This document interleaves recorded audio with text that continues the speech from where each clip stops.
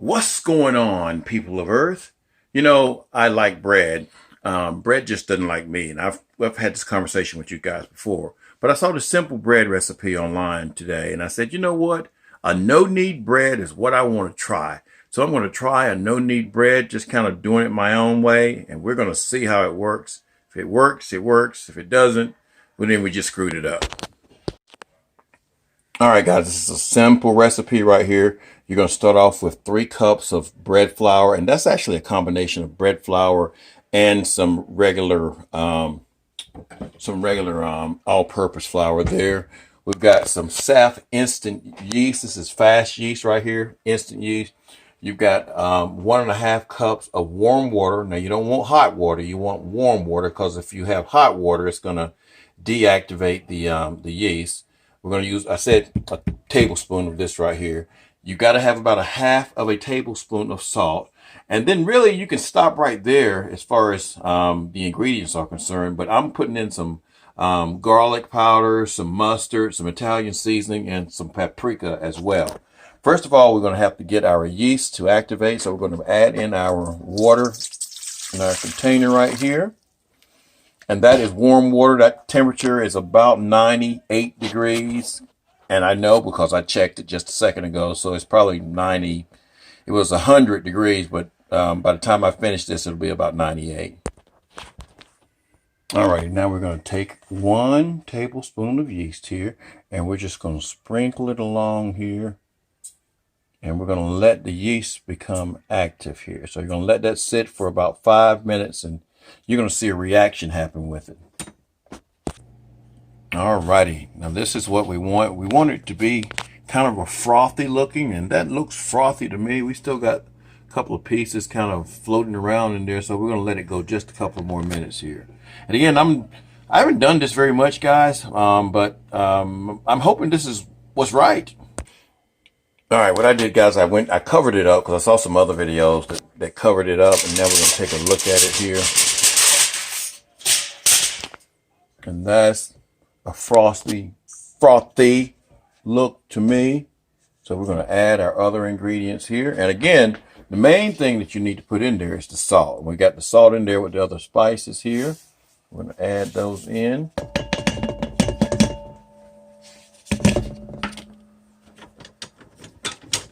And we're going to mix them in thoroughly.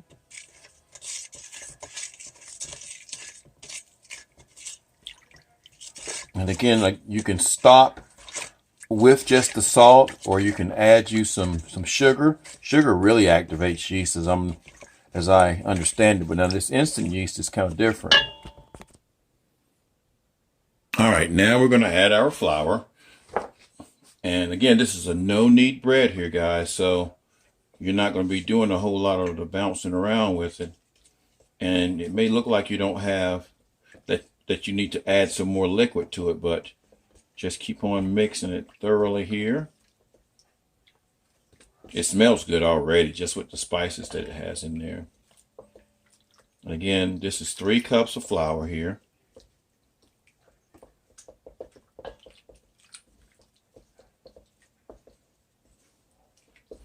So we're not gonna show me adding all the flour in there. Alrighty, you want to keep on mixing it, even though it looks like it may need some more liquid with it. Keep on mixing it. Just kind of move it around here.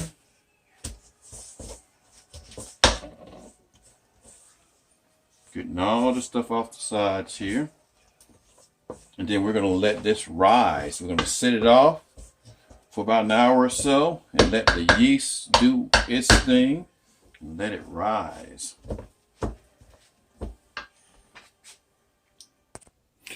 Main thing is we don't want any pockets of flour, you know, so that when you bite into it, you end up biting into a big old pocket of flour. So again, then it's going to be sticky. We want it to be sticky. That's why it's a no-knead bread. And we're gonna let it sit here, guys, until it doubles in size. Alrighty, we're gonna come back and check to see if it has risen. Let's see. Oh wow, that's a big difference, guys. And what you want to look for is you want to look for the little airy holes that are in it. And see all those little airy holes in there?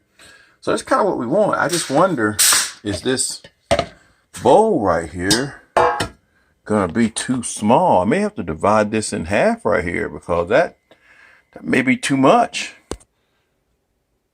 Alrighty, so what I did, I got a second container here, and I'm gonna take a little cooking spray and put it in these bowls, just because I think they need some. Now, the recipe that I saw online, they didn't do it that way, but they were using a cast iron container, and because I'm using this stainless steel one here and this glass one, we're going to do it a little bit differently. Now, also in the video I saw, this lady, she just took it out and put it directly into the container and didn't do a second rise. Some of the videos I've seen, they actually took it out and did a second rise. So we're gonna kind of deflate it here, and we're gonna divide it in half, guys, just because I think it might do better.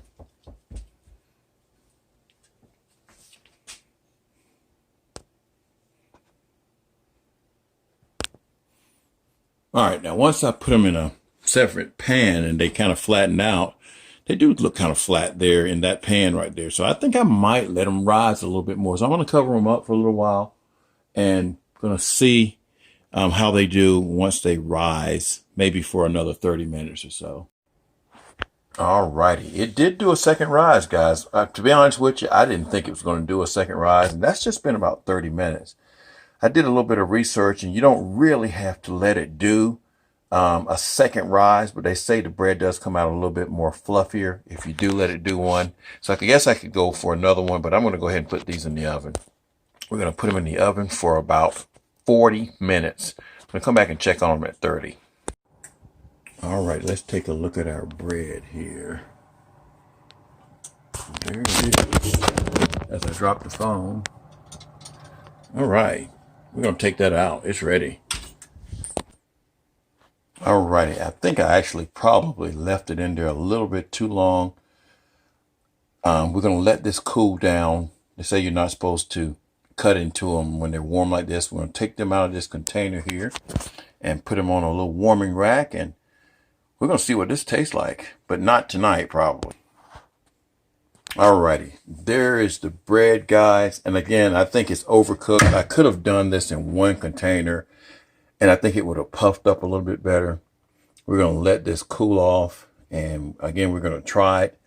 They say the outside of it can be kind of on the hard if you like a crispy bread, but the inside should be nice and tender. But that is yet to be seen. So we're going to see. We're just trying it. So if you have any ideas of what I could have done different, let me know, because I haven't done this kind before, but we'll see what it tastes like. That's the ultimate goal, is to see what the taste is. Peace. All right, guys. So we've got a nice little crust here on top. The inside is nice and soft and chewy. So it's good. Now, I think the next time what I'll do is I'll cook it on a lower temperature and I'll keep it in one pan. But I think for bread, this came out pretty good. You got to try it.